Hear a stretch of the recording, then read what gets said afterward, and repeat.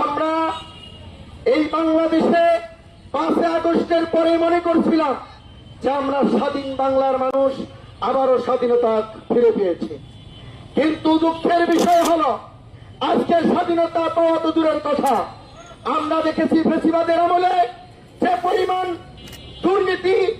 দুর্নীতিবাজ এবং চাঁদাবাজ যেরকম ভাবে মুখোশ উন্মোচন করে বিভিন্ন দোকানদারদের কাছ থেকে চাঁদা উত্তোলন করেছিল, কিন্তু আজকেও সেই ধারাবাহিকতা বজায় রেখে বিভিন্ন দলের বিভিন্ন রাজাকাররা, আমি বলবো ওই সমস্ত রাজাকার, ওই সমস্ত চাঁদাবাজরা আজকে আমার ভাইয়ের সামান্য দিন মজুর করে কোন রকম ব্যবসা বাণিজ্য করে অল্প ইনকাম করে তাদের থেকে তারা আত্মসাৎ করতেছে, চাঁদাবাজ করে।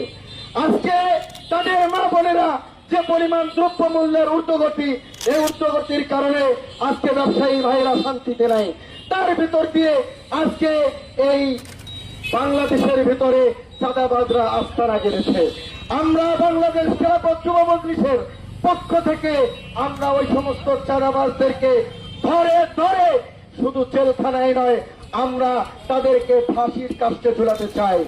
কিছুদিন আগে, একদিন আগে, মাত্র কয়েকদিন আগে, আর বেশি দিন হয় নাই, আমার এক ভাই, সে ভাইকে এমন ভাবে মেরেছে, একমাত্র তার অপরাধ ছিল চাঁদা চেয়েছে, চাঁদা দেয়নি, চাঁদা দাবি করেছে, চাঁদা দেয় নাই, চাঁদা না দেওয়ার পরিপ্রেক্ষিতে তাকে এমন ভাবে নির্মম ভাবে হত্যা করেছে। আপনারা সকলেই ভিডিওটা ভাইরাল হয়েছে, সকলেই দেখেছেন। এরকম ভাবে মানুষকে মারে না, এইরকম ভাবে মানুষকে মারে না। আমি মনে করি এইরকম ভাবে শ্রীগাল বাঘকেও পাইলে এইরকম ভাবে পাথর ঢিল মেরে এরকম ভাবে মারার কথা না।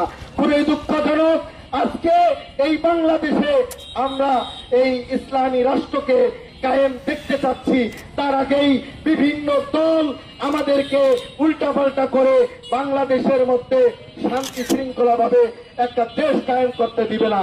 আমরা ওই সমস্ত ব্যক্তিদেরকে বলবো, আপনারা হুঁশিয়ার হন, সাবধান হন।